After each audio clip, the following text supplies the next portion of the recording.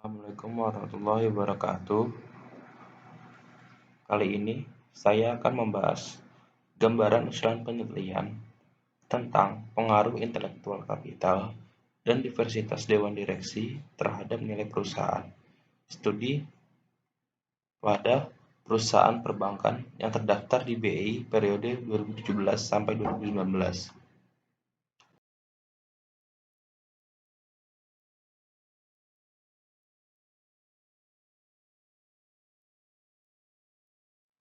Sebelumnya, perkenalkan dulu, nama saya Ikhwan Ramadan Nugroho, NIM 1710112149, kelas Metodologi Penelitian Akuntansi Lokal G.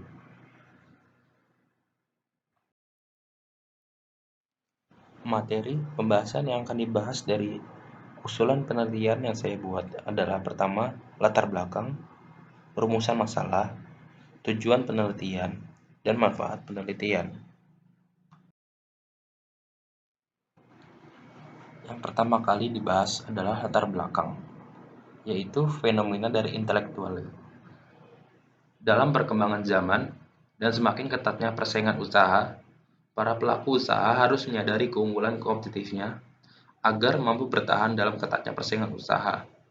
Para pelaku usaha juga harus menyadari bahwa kepemilikan aset berwujud tidak cukup untuk dijadikan kemampuan bersaing usaha. Namun, diperlukan inovasi, pengelolaan sumber daya manusia, dan semacamnya. Perusahaan selaku pelaku usaha harus mulai memanfaatkan pentingnya knowledge asset atau aset pengetahuan sebagai aset tidak berwujud yang akan menopang kemampuan perusahaan dalam meningkatkan keunggulan kompetitif perusahaan.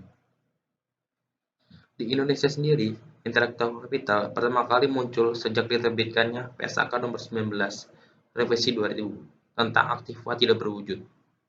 Tetapi tidak dinyatakan secara langsung apa itu intellectual capital. Menurut PSAK nomor 19, aktiva tidak berwujud adalah aktiva non-moneter yang dapat diidentifikasi dan tidak mempunyai wujud fisik serta dimiliki untuk digunakan dalam menghasilkan atau menyerahkan barang atau jasa, disewakan kepada pihak lainnya, atau untuk tujuan administratif. Beberapa contoh dari aktiva tidak berwujud telah disebutkan dalam PSAK nomor 19, antara lain ilmu pengetahuan dan teknologi, desain dan implementasi sistem atau proses baru, lisensi, hak kekayaan intelektual. Sedangkan menurut International Federation of Accountants mendefinisikan modal intelektual atau intellectual capital sebagai intellectual property, intellectual asset, knowledge asset yang dapat diartikan sebagai saham atau modal yang berbasis pada pengetahuan yang dimiliki perusahaan. Sedangkan menurut Widianingrum, modal intelektual merupakan sumber daya berupa pengetahuan yang tersedia pada perusahaan, yang pada akhirnya akan mendatangkan keuntungan di masa depan bagi perusahaan, di mana pengetahuan tersebut akan menjadi modal intelektual bila diciptakan, dipelihara, dan ditransformasi serta diatur dengan baik.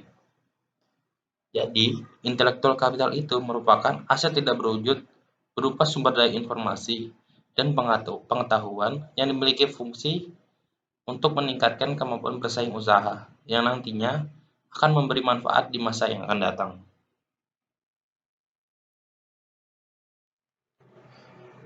Intellectual capital dapat diukur melalui 3 komponen utama, yaitu human capital, customer capital, struktural capital. Yang pertama, human capital. Human capital merupakan lifeblood dalam intellectual capital. Disinilah sumber innovation dan improvement, tetapi merupakan komponen yang sulit untuk diukur. Human capital juga merupakan tempat bersumbernya pengetahuan yang sangat berguna, keterampilan dan kompensasi dalam suatu organisasi atau perusahaan. Human capital mencerminkan kemampuan kolektif perusahaan untuk menghasilkan solusi terbaik berdasarkan pengetahuan yang dimiliki oleh orang-orang yang ada dalam perusahaan tersebut.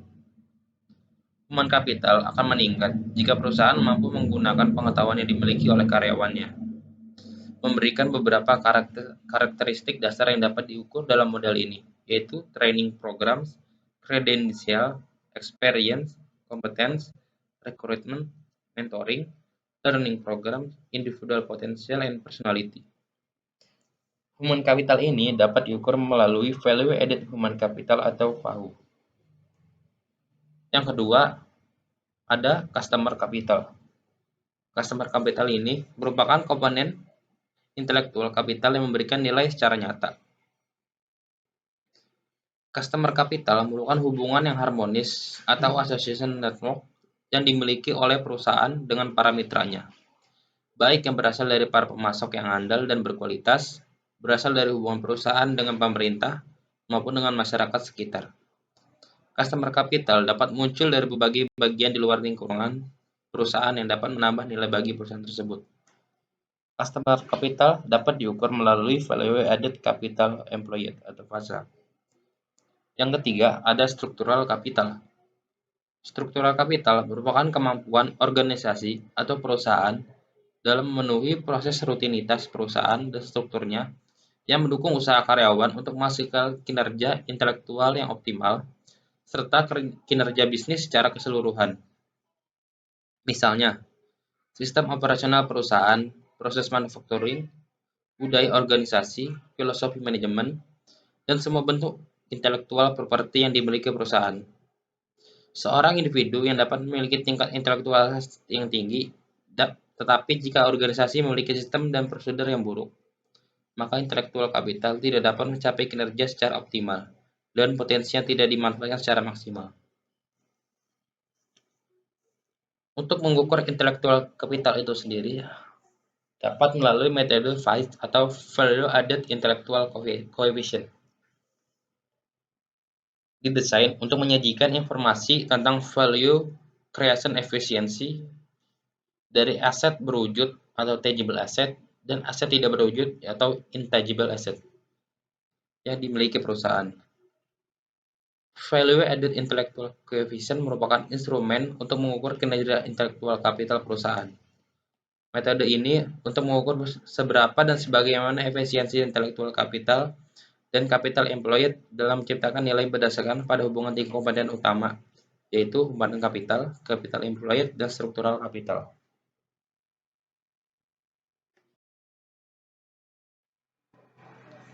Yang kedua, ada diversitas dewan direksi. Sudah diketahui secara umum bahwa corporate governance berkaitan erat dengan nilai perusahaan. Namun, corporate governance sendiri memiliki kaitan dengan diversitas dewan direksi.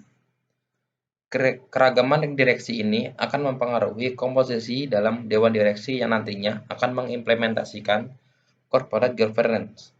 Sehingga adanya keragaman dewan direksi akan mempengaruhi nilai dari perusahaan itu sendiri, baik dalam jangka pendek maupun jangka panjang. Keragaman direksi ini dipercaya akan menimbulkan banyak konflik, sehingga akan memberikan banyaknya alternatif penyelesaian terhadap suatu masalah.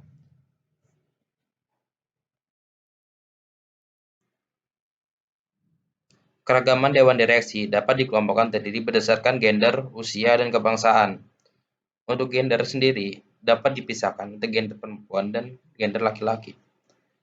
Di dalam dewan direksi, perbedaan gender tersebut akan menghasilkan perbedaan cara berpikir seseorang dalam menyelesaikan suatu masalah di dalam organisasi tersebut. Yang kedua, untuk usia. Semakin bertambah usia seseorang, dapat dipercaya akan semakin mematangkan cara berpikir seseorang tersebut. Sehingga terjadi perbedaan pemikiran dan cara berpikir dalam menyelesaikan suatu masalah setiap jenjang usianya. Yang ketiga, itu kebangsaan. Adanya anggota dewan direksi dengan kebangsaan asing juga merupakan salah satu ukuran diversitas dewan yang sering digunakan dalam penelitian. Di dalam penelitian Marimutu, Arafat, M. Aksu, dan Atsetin menemukan pengaruh positif keberadaan dewan direksi asing atau etnis minoritas pada nilai perusahaan. Namun, penelitian ini dilakukan di negara yang menganut one-tier system seperti di US atau Amerika. Di Indonesia sendiri menggunakan two-tier system, yang dimana terdapat pemisahan yang jelas antara dewan direksi dengan dewan komisaris. sehingga efektivitas dari Dewan Direksi menjadi faktor kunci yang memiliki peran untuk monitoring yang akan berdampak pada naik atau turunnya nilai perusahaan. Namun, di Indonesia ini sendiri, penelitian tentang diversitas Dewan Direksi masih sangat jarang dilakukan.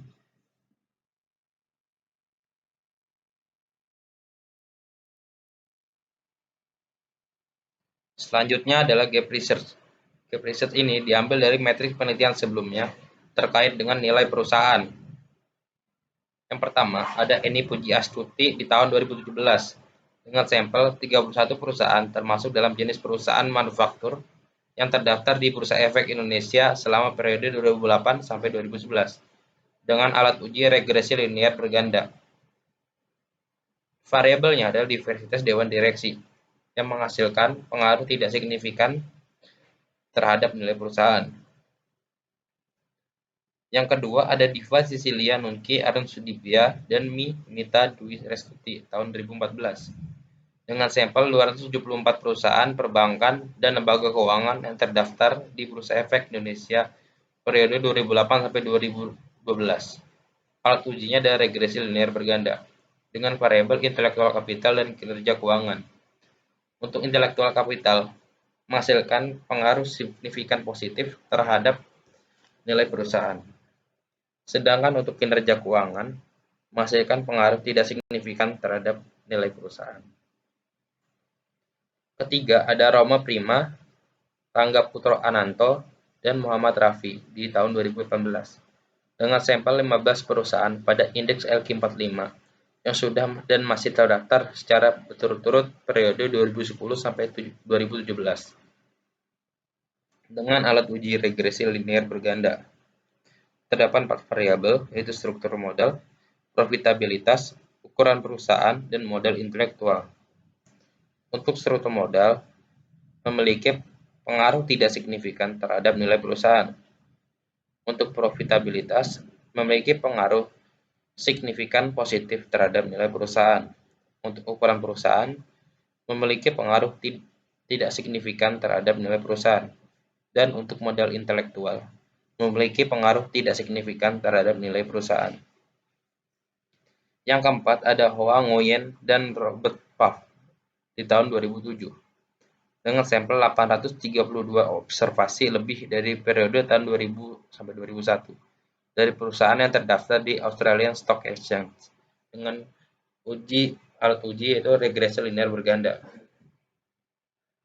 Terdapat 2 variabel yaitu board size dan board diversity. Board size menghasilkan pengaruh tidak signifikan terhadap nilai perusahaan, sedangkan board diversity menghasilkan pengaruh signifikan positif terhadap nilai perusahaan. Dan yang terakhir ada Eristi Minda Utami di tahun 2018 dengan sampel 24 perusahaan yang tergabung dalam indeks LQ45 periode 2012 sampai 2015 dengan alat uji regresi linear berganda. Terdapat 3 komponen dari intelektual sebagai variabel, yaitu Value Added Capital Employed atau VACA, Value Added Human Capital atau VAHU, dan Structural Capital Value Added atau STVA. Untuk Value Added Capital Employed menghasilkan pengaruh signifikan terhadap nilai perusahaan. Untuk Value Added Human Capital atau VAHU memiliki pengaruh signifikan positif terhadap nilai perusahaan. Sedangkan untuk Structural Capital Value Added memiliki pengaruh tidak signifikan terhadap nilai perusahaan.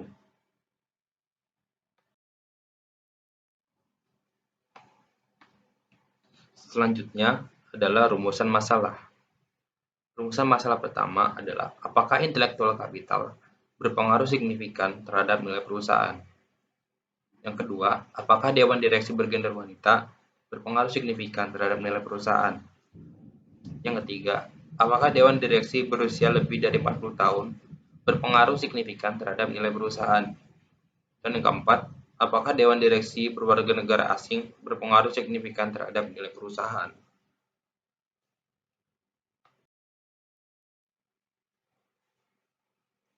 Selanjutnya adalah tujuan penelitian.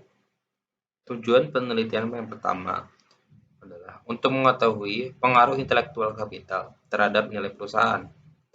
Yang kedua, untuk mengetahui pengaruh dewan direksi bergender wanita terhadap nilai perusahaan.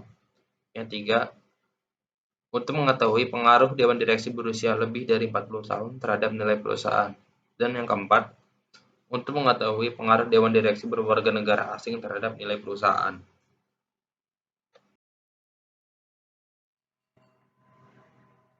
Yang terakhir adalah manfaat penelitian. Manfaat penelitian terdapat dari manfaat teoritis dan manfaat praktis. Untuk manfaat teoritis, diharapkan dari hasil penelitian ini dapat memberikan sumbangan bagi penelitian selanjutnya demi mengembangkan ilmu pengetahuan pada umumnya dan bidang manajemen sumber daya pada khususnya. Selanjutnya adalah manfaat praktis. Yang pertama itu bagi masyarakat. Bagi masyarakat, penelitian ini diharapkan dapat membantu untuk mengetahui sistem objek kerja yang diteliti, dapat mengidentifikasi suatu masalah atau fakta secara sistematik, menambah keyakinan dalam pemecahan suatu masalah, dan menambah wawasan dan pengalaman. Bagi perusahaan, penelitian ini dapat digunakan sebagai pedoman untuk meningkatkan nilai perusahaan untuk menambah daya saing usaha dengan melihat dari segi modal intelektual dan keragaman di dalam jajaran dewan direksi. Lalu bagi akademisi, penelitian ini sebagai bahan referensi untuk melakukan penelitian selanjutnya dan studi kasus tentang menambah nilai perusahaan melalui intelektual kapital dan keragaman dewan direksi di suatu organisasi usaha, baik untuk tujuan pendidikan maupun pengetahuan. Penelitian ini diharapkan agar bisa dijadikan bahan pembelajaran dan pengetahuan yang bermanfaat bagi akademisi lain.